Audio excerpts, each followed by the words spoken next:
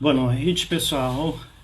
Tudo bem? Espero que estejam tranquilos ou tentando ficar tranquilos aí na quarentena. Hoje é a nossa primeira live do Observatório de Áreas Protegidas, que trata-se de um grupo de pesquisa ligado ao CNPq e funciona dentro da Universidade Federal de Santa Catarina e tem atuado diretamente com todas as áreas protegidas, especialmente as unidades de conservação. E atualmente a gente tem feito alguns debates, realizado algumas reuniões virtuais, e um tema que surgiu no nosso grupo por conta das discussões foi uma possível privatização ou venda de uma área pública que é do IBAMA, do Instituto do Meio Ambiente de Brasília, né, e que tem sede aqui no estado, da área do Parque Ecológico Municipal João Davi Ferreira Lima. Essa área é uma área que tem sido administrada pela Prefeitura num processo de cessão com o IBAMA desde a década de 90 e é uma das áreas mais importantes para o lazer. E vamos falar um pouco também sobre a questão da preservação desse ambiente por conta das espécies nativas que existem ali, uma série de animais que utilizam essa área.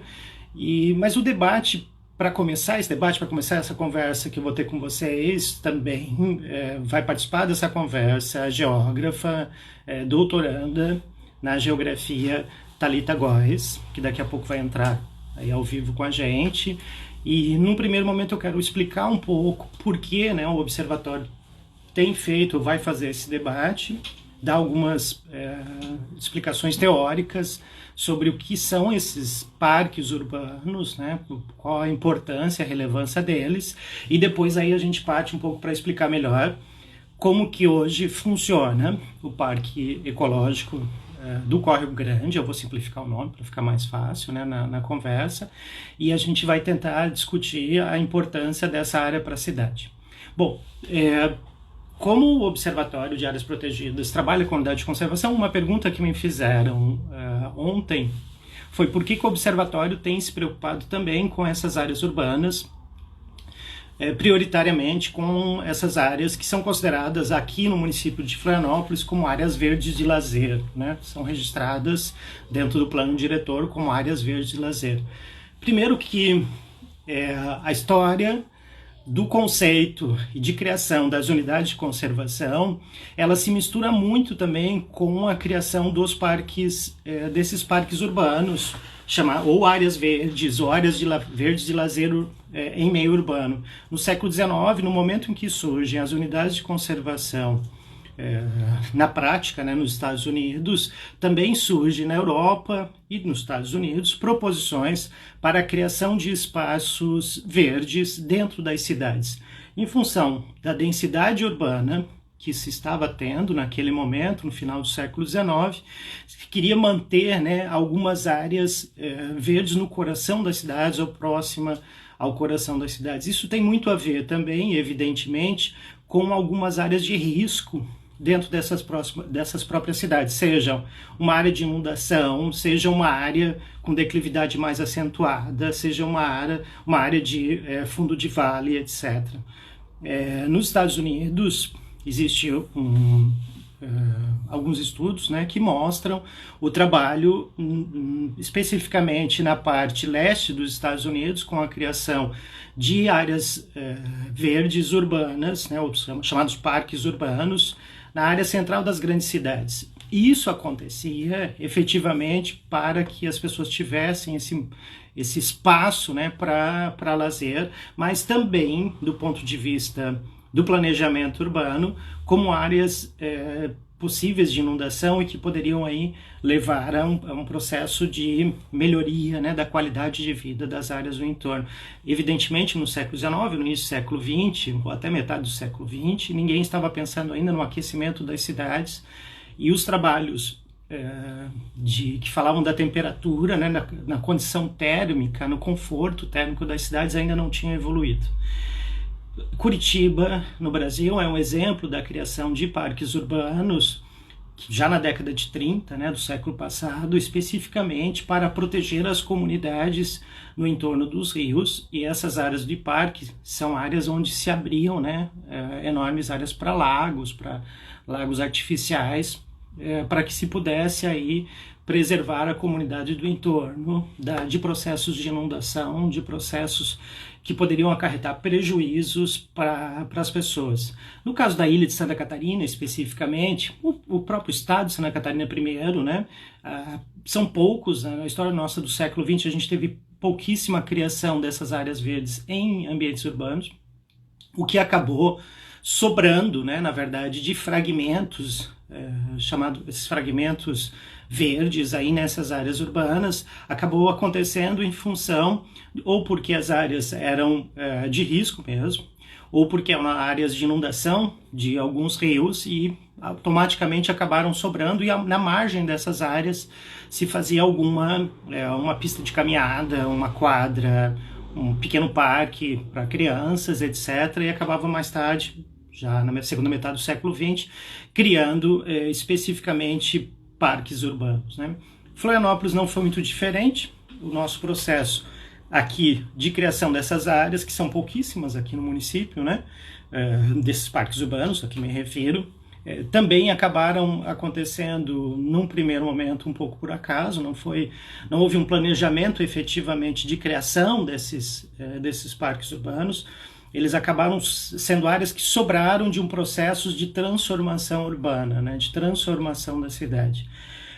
Se nós temos isso no histórico, ou seja, se nós não temos um processo histórico de criação dessas áreas de lazer, dessas áreas verdes urbanas, desses parques urbanos proposital, né, durante o século XX, agora no século XXI, com uma série de conhecimentos que a gente tem sobre essas áreas, está mais do que na hora da cidade, do município, começar a pensar, não só o município de Florianópolis, outros municípios de Santa Catarina, começar a pensar na criação de mais espaços como esse, né, de espaços onde a comunidade possa ter lazer, onde possa ter qualidade de vida, porque os estudos têm mostrado que uma das características desses ambientes, né, desses espaços verdes no meio das cidades, é levar qualidade de vida, e aí explico, não só visualmente ou paisagisticamente, que é o conceito que nasce na Europa lá no século XIX, mas sobretudo quando a gente pensa a oportunidade de ter uma redução ou um conforto térmico, né, com uma redução de temperatura nas áreas densamente urbanizadas. Isso tem acontecido especificamente, né, ou mais fortemente nas cidades que o processo de construção, né, desse meio urbano tomou totalmente ruas, casas, quintais, jardins, etc. Então, há trabalhos, especialmente que começaram no final, na segunda metade do século XX, né, com o professor Francisco Mendonça, no Paraná, pesquisando exatamente isso, assim, como que as ondas de calor, e aí ganha um conceito internacional, e aqui no Brasil também, chamado ilhas de calor, nessas áreas urbanas, têm sido amenizados por esses fragmentos de natureza, fragmentos naturais que ainda permanecem no meio das cidades. Lembrando sempre que esses fragmentos, eles podem ser ainda naturais, ou seja, aquelas áreas que não foram nada modificadas, que ficaram no meio das cidades, que estão no entorno dos rios, são áreas de APPs, áreas de preservação permanente, é o caso de alguns rios, inclusive aqui em Florianópolis, ou a gente pode ter um ambiente totalmente criado, né, totalmente modificado por ação humana, e nesse caso o plantio de espécies nativas, e depois espécies animais, etc., que são levadas para aquele ambiente. O caso do Parque do Córrego, como vocês vão ouvir daqui a pouco a Thalita falar do histórico do parque, da função dele, não só da função social que esse ambiente tem para a cidade e para o entorno, mas também da função ecológica que ele acaba tendo, mesmo sendo uma criação humana. E essa é uma discussão muito importante que alguns autores, especialmente ecólogos, já chamam a atenção no final do século XX e especialmente agora no século XXI. A gente tem nessas áreas em meio à densidade urbana, fragmentos que sejam eles de uma natureza que resistiu, sejam eles de uma natureza que foi replantada, né, transformada pela ação humana, ou seja, propositalmente o ser humano tem pensado esses espaços e articulado agora melhor esses espaços. Essas áreas são fundamentais como fragmentos, como corredores ecológicos para as áreas de entorno, sejam para outros parques, outras praças, sejam também como fragmentos de conectividade para as áreas de preservação permanente ou, e é o nosso caso aqui, no Parque do Córrego, para as unidades de conservação que estão no seu entorno.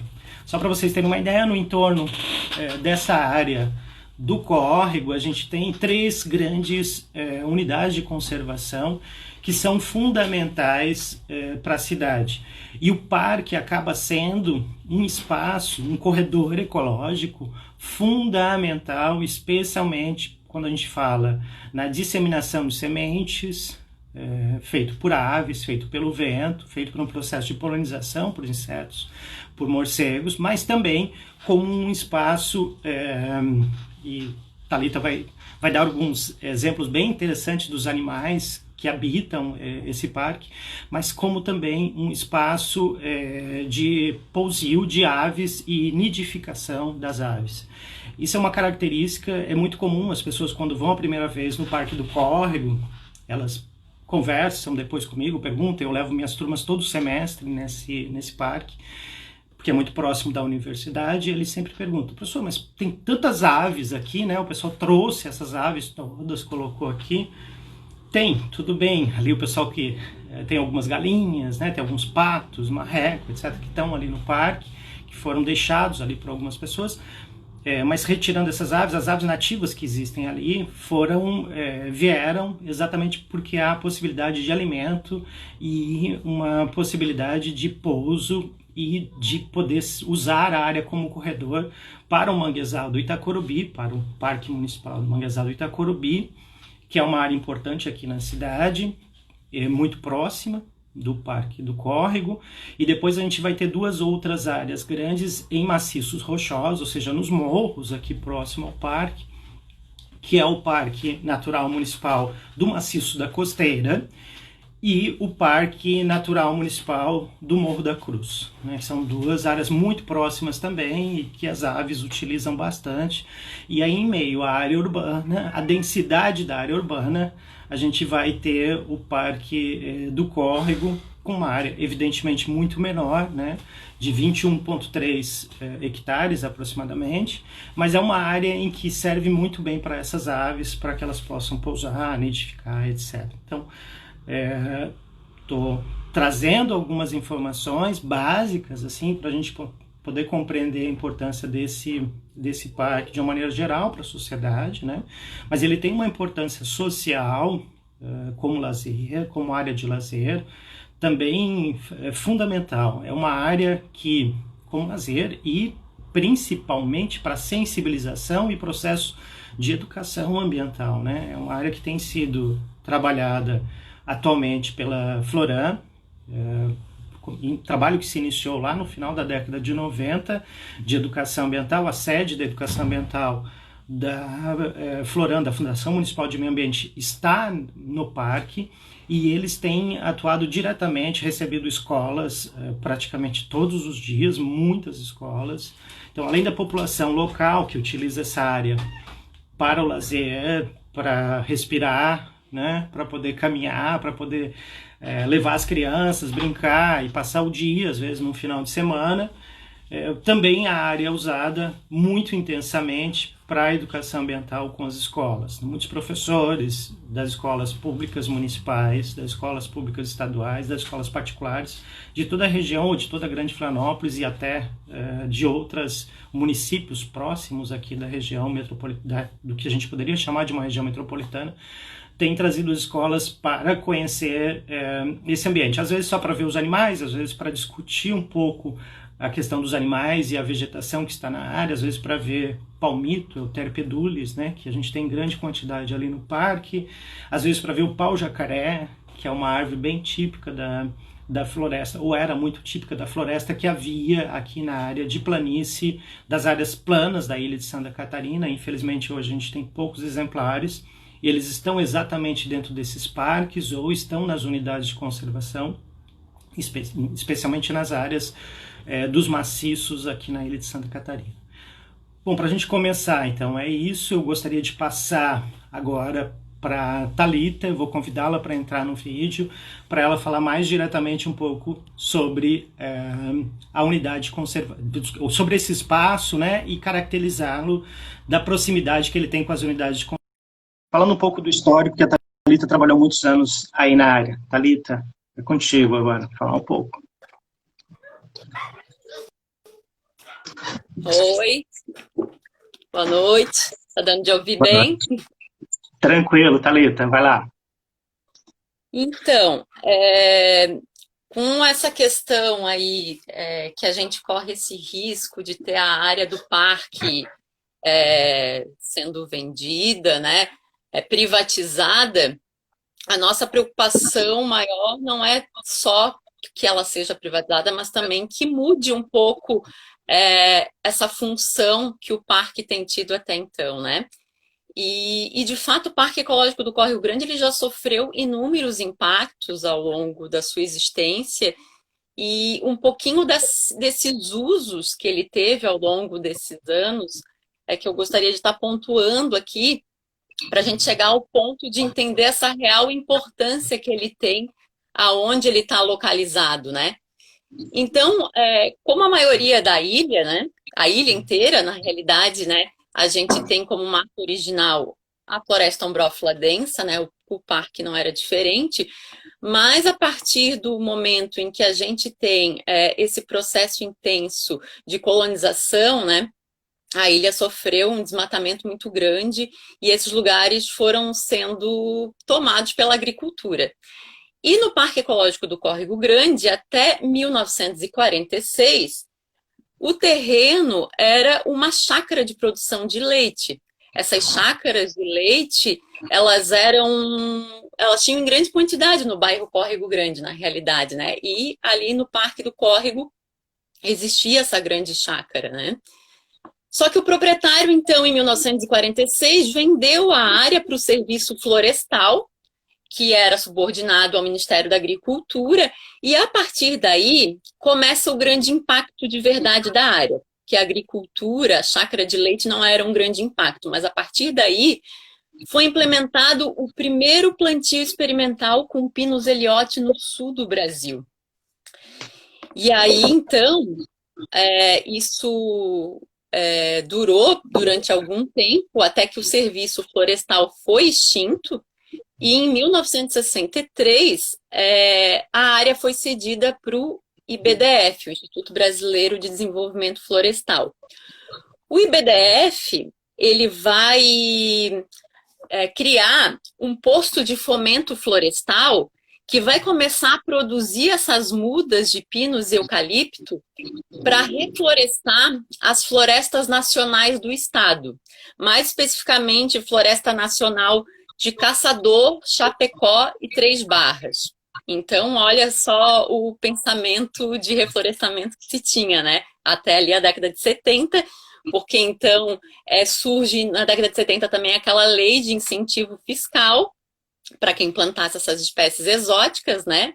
O abatimento no imposto de renda, e isso se espalhou desde então no Brasil, e a gente tem esse descontrole até então que a gente vivencia hoje na ilha como um todo dessas espécies exóticas, né? Então, antes mesmo lá do Parque do Rio Vermelho, que hoje tem aquelas espécies todas, né? O Parque do Córrego Grande ele foi pioneiro nisso. Quando o IBDF ele é extinto, então, só lá em 1989, é criado o IBAMA nesse ano. E o IBAMA, então, ele vai, então, tá ali com essa área, então, né, troca um pelo outro, então o IBAMA passa a ser o dono dessa área, e só a partir daí é que o IBAMA começa a dar um outro uso para a área, permitindo com que vá se criando um subbosque no meio dessas espécies exóticas, né? Mas ainda sem retirar elas, sem ter um reflorestamento, né? Sem fazer essa recuperação da área. Então, ali ficou funcionando a base técnica de operações do IBAMA, aonde tinham setas, aonde tinham um viveiro de mudas, né? E já se direcionava um pouco para a educação ambiental. Só que só num termo de cooperação ali entre o IBAMA, a prefeitura e na pessoa da CONCAP, no caso, que foi criado o Parque Ecológico do Córrego Grande no ano de 1994, tá? E nesse mesmo ano que foi criado o parque, acontece uma tragédia. Cai um desses enormes eucaliptos, levando a óbito duas pessoas, né? Um pai e um filho. E isso levou, então, aos gestores observarem de outra forma, né, a sanidade dessas árvores e o parque foi fechado. Ele sempre tinha aberto e teve que ser fechado, então se decidiu pelo corte raso de todas essas árvores aí, de eucalipto e o pino também, né? Então é aí que começa esse trabalho para poder estar replantando as espécies nativas, né? No ano de 1996 vai ter uma ajuda muito especial de uma ONG chamada Pau Campeche, que vai trazer várias mudas que são plantadas lá, né? Então, o que eu quero dizer com tudo isso, né? Para a gente observar que o Parque Ecológico do Córrego Grande é uma floresta plantada, como o Orlando falava no início da apresentação, né? Dos tipos de corredores, de área que a gente pode ter. É uma floresta plantada, tem aí 26 anos só, né, de recuperação, e já tem essa floresta aí que só não é melhor porque teve alguns problemas nesse plantio todo aí, porque a gente tem que sempre atentar muito à questão da consanguinidade dessas espécies, né? E como essas espécies foram todas do mesmo viveiro, elas acabam que são aparentadas. E hoje em dia a gente vê alguns problemas nessa vegetação do Parque do Córrego Grande que precisava de um remanejo aí, né? Tem espécies que predominam, a gente vê que em alguns lugares a sucessão não está ocorrendo, as espécies vão morrendo e os espaços vão ficando vazios, né? Uma predominância, sobretudo, de pau-jacaré e aroeira brava, né? Então, precisaria de um manejo melhor, mas ele atende toda essa demanda de visitação pública que tem, né, de área de lazer. Ele funciona meio que como se fosse um jardim botânico também, porque além das espécies nativas que foram plantadas, ele também tem algumas espécies exóticas, né? Espécies asiáticas, aí tem as palmeiras arecas, pandano, várias espécies de árvores diferentes, né, que também serve didaticamente para estar conhecendo isso, e o pau-brasil, que é a árvore símbolo do nosso país, né, que não ocorre aqui no sul do Brasil, ela já perde força, né, apesar de ser uma árvore nativa do Brasil, mas que está lá, né, e é bem didático para isso. Então, só em 2001, o IBAMA transfere o parque para a prefeitura, né? Através de um termo de cessão de direito de uso gratuito do bem imóvel. E em 2002 é que então ele vai receber lá, através de uma lei municipal, o nome de Parque Municipal Professor João Davi Ferreira Lima. Esse nome é uma homenagem ao primeiro reitor da UFSC. Não sei porque homenagear o reitor, né? Mas essa pessoa, o João Davi Ferreira Lima, é o primeiro reitor da universidade. Bom, como o Orlando citou ali também, essa área, então, ela tem 21,3 hectares, né? É um fragmento para uma área urbana bem significativo, né? Conta com 3 trilhas ecológicas, né, de tamanhos diferentes, inclusive uma trilha com acessibilidade para cadeirantes, que isso é muito importante, né? Ela tem também aí 3 lagos, né? uma infinidade aí de bichos, e esses lagos, importante citar, que dois deles são olhos d'água, que vão ajudar a abastecer os córregos que passam no entorno do parque, que vão desaguar lá no rio Itacurubi, né? Contribuindo para todo aquele ecossistema do manguezal, né? Então, o Parque Ecológico do Córrego Grande ele está numa transição de área úmida, né, com o manguezal do Itacurubi ali muito próximo. Então, ele faz esse amortecimento também, né? Ele não é só um corredor, como ele é naturalmente uma zona de amortecimento, né? Então, isso é muito importante. Então, ele faz essa conexão aí entre o manguezal do Itacurubi e o maciço da Costeira, né? Que é um parque natural. Quando a gente fala em corredor, um exemplo muito bacana que tem no parque é como chegou no parque o jacaré fêmea que mora lá, né? A jacaroa, a harolda. Então, a harolda, ela é um animal que vive lá desde 2008, que chegou por conta própria, através desses córregos, num dia em que havia chovido muito, aumentou o nível da água, né, desses rios, e ela conseguiu vir para dentro do terreno do parque, se instalou e vive lá desde então. Mas com a mesma liberdade que ela teve para entrar, ela também sai. E é onde ela consegue se reproduzir, né? Então, volta e meia, às vezes ela desaparece daquele lago onde ela vive e retorna e coloca lá os ovos e tem diversos filhotes, como ela já teve aí pelo menos umas 4 vezes na existência dela ali dentro desse parque. E aí as pessoas às vezes ficam muito preocupadas também, né? Mas puxa vida, né? Um jacaré coloca aí 9, 10, 12, sei lá, muitos ovos, né? Vai ter essa quantidade toda de jacaré num parque urbano onde as pessoas estão transitando, né? Mas a lei da natureza, ela é muito sábia nesse sentido, né? E aí a gente tem um bicho que vive no manguezal, que vive ali no parque, que faz esse controle, que são as garças, e especificamente a garça moura, que é uma garça muito grande, né? Então, enquanto o jacaré ele é filhote, né? Ele é do tamanho de uma lagartixinha, a garça consegue se alimentar dele, e é assim que a maioria dos filhotes dessa jacaroa aí já se foram, né? Sendo comidos pela essa garça. E em contrapartida, quando o jacaré é adulto, é ele que vai se alimentar da garça, né? Então, isso é interessante e bom de deixar assim bem claro, porque eu já trabalhei, né? Só fazendo um adendo, eu já trabalhei nesse parque por 9 anos lá com o pessoal da educação ambiental. Acho que a Silvane está online aí também vendo essa live, né? Trabalhei com a equipe dela, que a Silvane hoje é a administradora lá nesse setor de educação ambiental e faz isso muito belíssimamente, né? E a gente sempre se deparava, às vezes, com um grupo de crianças visitando o parque e numa ocasião dessas ocorreu de que o jacaré, a garça comeu um filhote do jacaré.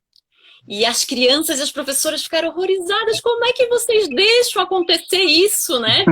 E lei da natureza, né, gente? Um parque ecológico, ele já leva esse nome justamente para isso, para a gente deixar que a ecologia siga o seu fluxo natural, né? Mas as pessoas ainda se aterrorizam muito com isso.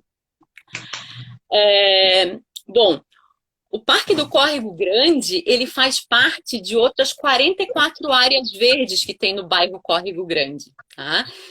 Porque quando a gente fala em área verde, a gente tem no plano diretor 3 tipos de áreas verdes, né?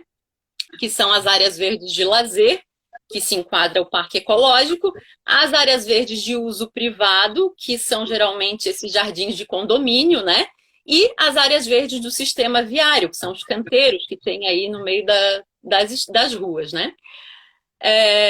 Então, ao todo, essas áreas verdes são 44 no bairro Córrego Grande, né? Isso dá aí 324 mil metros quadrados de área verde. E só o Parque do Córrego Grande tem aí 210 mil, né? Que são 21 hectares, aproximadamente. Então, olha a contribuição que essa área tem, né? E existe aí alguns autores, que eu não vou me recordar agora o nome deles, mas que fala que o balanço térmico nas áreas urbanas, ele precisa manter um índice de 30% de cobertura vegetal. E quando a gente pega essa quantidade aí de metros quadrados que tem de vegetação nesse bairro e o tamanho do bairro, chega bem próximo disso, de 30%. Então, consegue manter muito bem esse equilíbrio, esse balanço térmico, e muito mais por conta do Parque Ecológico do Córrego Grande, né? Sem contar, é claro, que está muito próximo dessas outras unidades de conservação que tem ali, né? Mas então, esse parque é um lugar muito especial, né? E merecia, na realidade, ser transformado mesmo numa unidade de conservação. Porque no ano de 2007, quando precisou renovar essa concessão aí para a Floran, né, então para a prefeitura utilizar o parque, os técnicos do IBAMA, eles na época não ficaram na realidade muito contentes porque acharam que o parque ele estava direcionando muito mais para o lazer do que para a conservação, a área. E eles demonstraram interesse em fazer o repasse para o município, de fato, desde que transformasse a área numa unidade de conservação.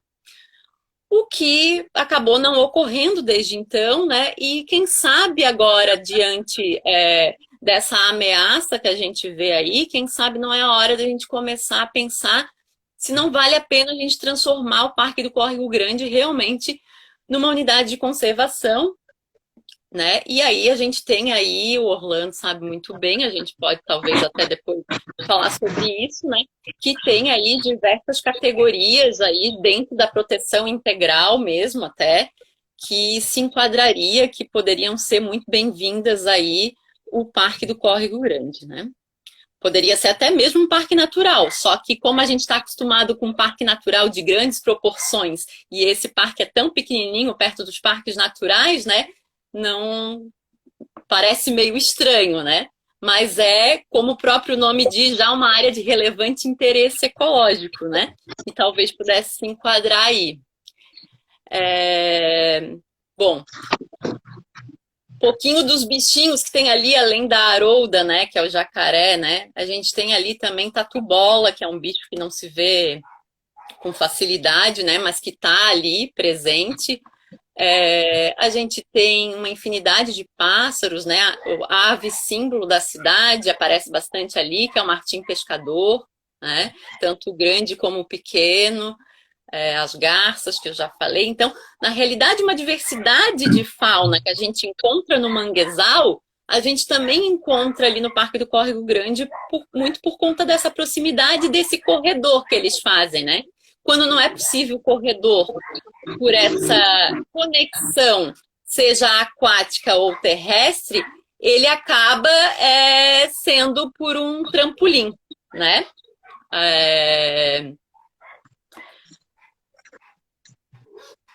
Bom, eu acho que a gente pode agora ver se as pessoas têm alguma coisa para perguntar, né, Orlando? E eu vejo se eu me lembro de mais alguma coisa que eu poderia pontuar sobre essa área aí, né? Que agora a gente fica pensando em tanta coisa para falar e acaba, às vezes, esquecendo metade do que queria dizer, né?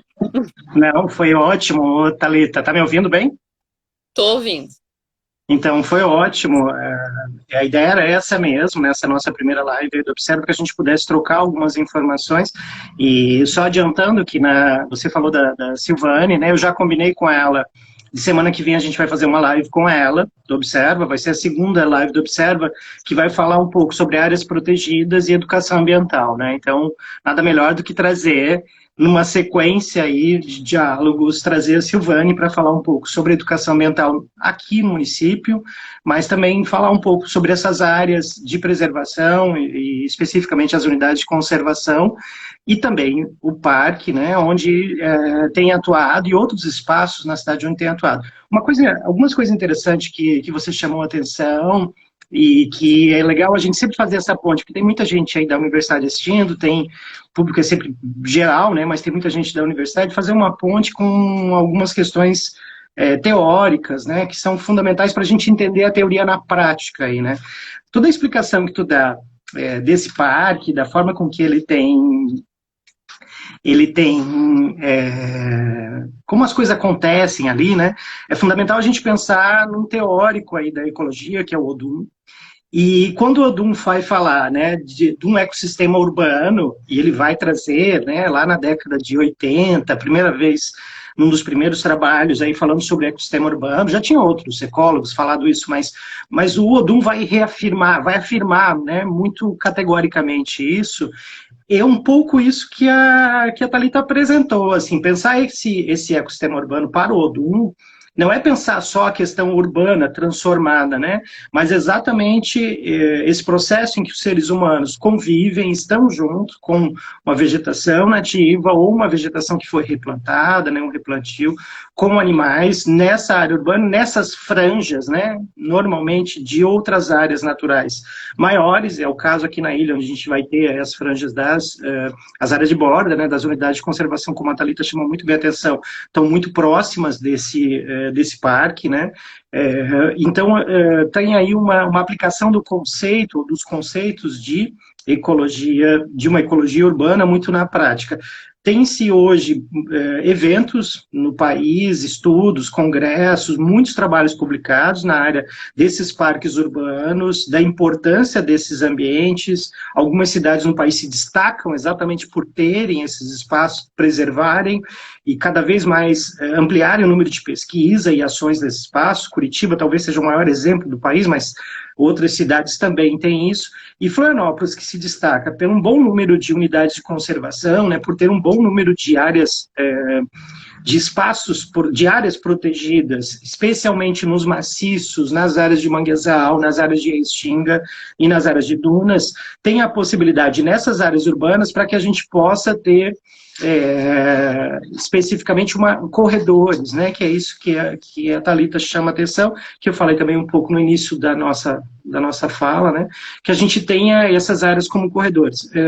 Chamo novamente a atenção da importância e na conversa que que a gente vai ter na semana que vem com a Silvane, a gente vai falar um pouco sobre os trabalhos que foram feitos já naquela área e especialmente também com relação a que já foi produzido lá no parque, né? A gente tem feito um levantamento agora, esse levantamento ele vai servir para municiar a Floran para que qualquer tentativa futura, né, de venda dessa área, da área do parque, do córrego, de venda, de passar ela para iniciativa privada, etc., deixe de existir. Então, a gente está fazendo um levantamento aqui na universidade. Quem tiver interesse de conhecer esse levantamento, quem já fez trabalhos na área do parque, quem conhece trabalhos da área do parque, pode entrar na página do Observa, enviar esses trabalhos, e o link de Observa está aí, né? Tem aqui na bio do Instagram. Ah, isso está na bio do Instagram, né? O nosso site, então você pode entrar lá, ver como é que pode fazer para estar contribuindo, para enviar aí o trabalho que você já fez, de TCC, de mestrado, doutorado, ou um trabalho de extensão. A gente está levantando todos esses materiais, vou colocar isso, documentar esses materiais, passar isso especificamente para a pessoa da Silvane, quem vai estar documentando, né, fazendo um documento para a Prefeitura Municipal de Florianópolis, que vai ser repassado para o IBAMA, para novamente conseguir a cessão da área, né, ou seja, uma nova cessão da área. A gente já ouviu durante esses dias, logo quando a gente começou essa campanha, né, é importante que se diga que nós iniciamos uma campanha no Observa e começamos a dialogar por um pedido da própria comunidade, né? Foram moradores da região que nos encaminharam e-mail, que nos perguntaram, e alguns pesquisadores do observatório trouxeram isso para o grupo, e aí na discussão via WhatsApp, que está todo mundo isolado, né, ou tentando trabalhar em casa, a gente chegou a discutir o que a gente podia estar fazendo, e imediatamente a gente encaminhou, então, um pedido. Primeiro eu fiz isso para os meus colegas de departamento, estendemos isso via outros projetos que nós participamos do Observa para o pessoal da biologia, especificamente a Bárbara, que é uma aluna da biologia, criou lá um formato no Google Docs para que o pessoal pudesse estar colocando os trabalhos tal, já produzidos, e rapidamente a gente já conseguiu levantar muitos trabalhos nos últimos 10 anos, e alguns até 20 anos, né? O teu trabalho, Thalita, de TCC já apareceu na lista, evidentemente, né? Então tem vários trabalhos que a gente tem levantado para poder municiar o pessoal da Floram com relação à documentação. A gente já está indo para, já estão quase 45 minutos aí de fala, né? Tem algumas perguntas aqui que a equipe do Observa, que está aqui do meu lado, já anotou, né? Aí a Natália, da equipe do Observa, e o Ian. Então, os dois ainda aqui. Tem duas perguntas. Assessorado. Bem assessorado. Ó, a gente tem 3 perguntas, tá? Primeiro, tem uma pergunta... todas as retiradas de exóticos do parque. Tem uma pergunta aí do George, né, do nosso colega George, que é pesquisador também do Observa, é aluno da graduação na Geografia, geógrafo, né, já é professor de Geografia, se formou e agora está fazendo bacharelado. Ele pergunta sobre a retirada de exóticas. A gente, recentemente, ano passado, eu levei uma turma lá no parque, e a gente viu que, além do pinus, eucalipto, a gente tem problemas com outras exóticas, né, invasoras, especialmente nos últimos anos. Tem algumas exóticas invasoras que têm surgido agora aqui na ilha de Santa Catarina, e tem entrado nessas áreas muito próximas à ocupação urbana e tal. Eu sei que a Silvane e o pessoal lá do parque tem se preocupado bastante com isso, tem retirado, inclusive, manualmente algumas dessas exóticas, mas realmente, Jorge, seria bem interessante a gente pensar, de repente, numa ação que o observatório, com outros grupos, né, poderiam estar fazendo diretamente, se colocando à disposição da Floram, para fazer para ajudar nessa retirada, né, especialmente daquelas árvores que não são, daquela vegetação que não é tão alta, que não depende de maquinário, né, ou de um outro tipo de esforço. Fazendo um adendo, aí o pinus ele é mais fácil até de fazer o controle, que a gente tira com facão, etc, né? Mas um problema grande ali dentro do parque são os rebrotes de eucalipto. Porque o eucalipto ali, a gente tem casos de rebrotes em tronco que são 5, 6, 7 rebrotas, sabe? E aí ele vai engrossando cada vez mais, né? E vai ficando bem complicado fazer o controle dele, né? Apesar de que ele não tem ele não se espalha como se espalha o pinus, né? Por conta das sementes, né? Mas ele tem um problema daí de rebrota desses eucaliptos que foram cortados no passado, que alguns rebrotaram. Perfeito, Thalita, é bem isso mesmo. A maioria dos eucaliptos que a gente tem ali ainda de pé, tinham sobrado algumas coisas, né, durante o período de corte dessas exóticas lá na década de 90, mas tem bastante rebrote mesmo. Tem uma pergunta da Regina, que também é da Geografia, me diz o Ian aqui, que ela pergunta se numa teórica privatização do parque, quais seriam os possíveis pontos negativos para o parque? Primeiro, a gente já vai dizer que nós não queremos a privatização do parque, Regina, de jeito nenhum. Ele não vai ser, ele é um bem público. Eu ouvi isso de vários colegas. Hoje eu recebi dois e-mails de 2 colegas do direito dizendo que já estavam preparando documentos, se for o caso, né, se for necessário, para exigir na justiça para que não seja vendida a área, né? A gente recebeu também a informação de que a questão política, né, em Brasília, aí está assim, entre os deputados ex-prefeitos da capital, o caso do Amin, o caso de outro ex-prefeito, que já estavam se movimentando aí para conseguir demover a ideia de venda desse espaço, né? Então, provavelmente isso não deve avançar, a gente espera que não. Então, não consigo nem imaginar, Regina, o que aconteceria numa privatização. Até consigo, porque a gente conversou um pouco sobre isso com alguns colegas. Eu imagino, se uma área como essa, próxima à universidade, numa área de alta valorização imobiliária, fosse colocada à venda, com certeza ela não ia ser disponibilizada para preservação, como área de lazer, como área pública. Com certeza ela seria privada mesmo, fechada e condomínio, né, no estilo condomínio. Não temos dúvida com relação a isso. Tem uma pergunta também da Lena, um comentário, né, o que poderiam comentar quanto aos aspectos de uma possível privatização do parque? Eu acho que é um pouco isso que eu estava me referindo à pergunta da Regina, né, numa possível privatização de uma área como essa, como ela é ultramente valorizada, ela seria usada somente por algumas pessoas que poderiam pagar, né, pela utilização dessa área. Tem gente, talvez, que se pergunta o seguinte, mas privatização também não significa colocar que um grupo pegaria, abriria a área para visitação? Ledo engano, né? Não existe isso, né, gente? Assim, uma área como essa, se alguém tivesse dinheiro, um grupo que tivesse uma grana para comprar uma área como essa, com certeza não ia abrir um espaço público para a visitação das pessoas. Né? Ou, mas aí abriria, cobraria ingresso, né, para as pessoas entrarem. Quanto? Né? De quem? Quem pagaria ingresso para entrar nessa área? Etc. Então, as questões aí são mais complexas, né, que é bem complicado mesmo discutir. São poucas áreas no mundo, áreas urbanas, parques urbanos, que se cobra ingresso de entrada.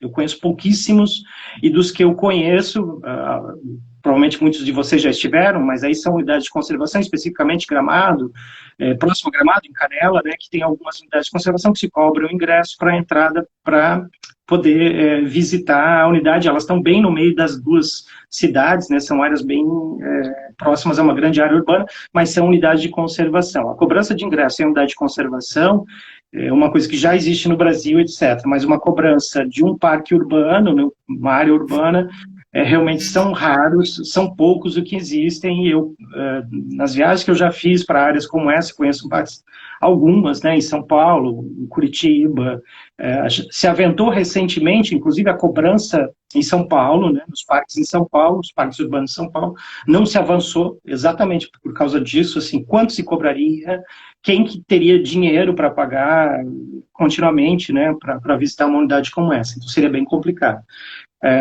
E aí não vou nem entrar na discussão, porque, não, se privatiza fica melhor, a questão daquele espaço, não fica melhor. A gente tem, com certeza, exemplos no mundo que mostram que não fica melhor. Ele tem que ser um bem público, administrado por um gestor público, muito bem administrado, né, como ele é bem administrado hoje, aquilo que a Thalita disse, ele está com alguns problemas, tem alguns problemas, esses problemas são do ponto de vista ecológico, ambiental, e a gente precisa resolver. Tem uma última pergunta aqui, do Barbie, acho que é isso. Parece que é Barbie que pergunta o seguinte, pode ser um parque que, por ser um parque que possui muitos corredores aquáticos, né, qual o impacto de uma possível canalização dos córregos? Bom, acho que a Thalita não explicou, mas talvez seja importante a gente explicar, esses córregos, na verdade, já estão canalizados, né, os córregos que a gente tem, que passam no entorno do parque, bem nas divisas, ou que passam dentro do parque. Como a Thalita disse, a gente tem olho d'água, nascentes ali dentro, né? Eles correm por áreas canalizadas. Então, todas essas áreas do córrego grande, gente, todas que eu conheço, foram já canalizadas. Todas que estão na área urbana foram canalizadas, o que é muito comum nas cidades, né? Nas cidades brasileiras, as cidades do litoral, e é muito comum aqui em Florianópolis também, quase todos já canalizados lá na década de 50, 60. Eu não lembro exatamente do histórico das fotografias aéreas, né, dessa área, mas eu tenho quase certeza que já na década de 60, esses canais de drenagem aqui próximo à universidade já estavam todos canalizados, né? O que significa? Não significa que eles estão cobertos, né? Eles estão em canal, mas não estão fechados, especificamente esses que correm ao lado do parque e dentro do próprio parque, eles não estão fechados. Por isso que a Thalita diz que possibilitou que o caimã, o jacaré, né, o jacaré do papo amarelo, pudesse entrar nesse espaço, né, pudesse entrar nessa área e sobrevivesse ali e sai, inclusive, né, Thalita? E sai, volta.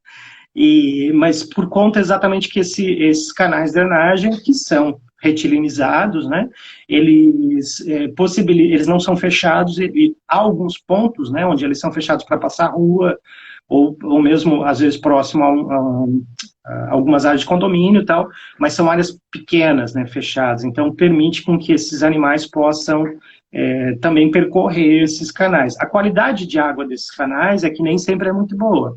Agora, por exemplo, no período que a gente está com pouca chuva, né, o índice de chuva baixíssimo, a gente tem percebido que a qualidade de água desses canais piorou muito, né? O cheiro, inclusive, é muito forte de matéria orgânica nesses canais, por conta, sempre há, né, lançamento de esgoto em natura em algumas dessas áreas, e no Córrego Grande a gente tem sim algumas áreas, infelizmente, com esgoto in natura. Pude ver isso recentemente, essa semana, quando a gente foi fazer uma atividade de campo, obrigatória que tínhamos que fazer para manutenção de um equipamento em campo, e o cheiro estava muito forte, próximo a alguns rios, né? Então, só para vocês entenderem, esses canais são artificiais. A partir do momento que eles saem dessas áreas mais elevadas de morro, nas áreas de planície, nas áreas já urbanizadas, eles já estão canalizados há bastante tempo, né? Vocês, Thalita, para complementar? Só para dar um adendo que na década de 70, não só o Pinus foi um grande problema chegando na ilha, né? Mas também o DNOS, o Departamento Nacional de Obras e Serviço, que retilinizou aí a maioria dos córregos e rios da ilha, né? Todos quase estão retilinizados e começaram aí na década de 70 por conta desse departamento, e pouquíssimos rios a gente tem ainda aí meandrante, cumprindo toda a sua função ecológica, né? Porque a gente sabe que quando o rio ele é retilinizado, ele acaba trazendo alguns problemas também de assoreamento, né? Erosão, e há um problema também com a mata ciliar aí envolvida. Então, isso foi um problemão que a gente arranjou aí na década de 70 também, que está aí até hoje. É isso, Thalita. A gente se aproxima aí para fechar essa primeira live. Eu agradeço aí peraí. Tá. Semana que vem a gente tem mais uma live do Observa, vai ser a segunda live do Observa, com a Silvane, que é responsável pela educação ambiental na Prefeitura Municipal de Florianópolis, e atualmente ela que está diretamente relacionada ali no Parque do Córrego, então talvez algumas outras questões a gente pode estar fazendo para ela, e esperamos que na semana que vem a gente já tenha uma resposta mais definitiva do poder público com relação à manutenção dessa área pública, gratuita, de qualidade, seja para o ambiente natural, seja para a utilização das pessoas. Tem um outro questionamento aqui, novamente, do nosso colega Giorgio, que uma prova de ligação dos fragmentos, né, desses fragmentos naturais que existem aqui na ilha, e, obviamente, do corredor, seria essa visita do jacaré. Perfeito, Jorge, é bem isso mesmo, assim. O fato do jacaré, ou da jacarua, né, que a Thalita se refere, subir e entrar no parque, sair, utilizando os canais de drenagem mesmo, retilinizados, canalizados em alguns pontos, fundamental. Mostra, sim, esse corredor. Inclusive, há um trabalho que está lá no site do Observa, da Jennifer, que fez um TCC exatamente estudando essa ligação dos canais, de como esses animais adentram ao parque, saem do parque, etc. É isso, gente. Agradeço aí vocês, agradeço a participação. Continuem depois aí mandando questões, pontuando, a gente pode estar respondendo ao longo da semana. A Natália, o Ian aí são pesquisadores do observatório, né? O Ian é mestrando ali da geografia da UFSC. A Natália, que está aqui do meu lado também, é mestranda na engenharia do conhecimento da UFSC, então contribuíram aí com o diálogo que eu tive com a doutoranda me orientando, Thalita Góes. Muito obrigado, Thalita, que também é pesquisadora do Observa, e fizemos questão de trazer ela, inclusive pela participação durante muitos anos da sua vida ali como educadora ambiental, e um conhecimento que ela tem enorme nessa área. Obrigado, Thalita, agradeço. Boa noite, e aí semana que vem a gente vê nova live. Boa noite, agradeço também aí, Orlando. Até a próxima. Valeu, obrigado.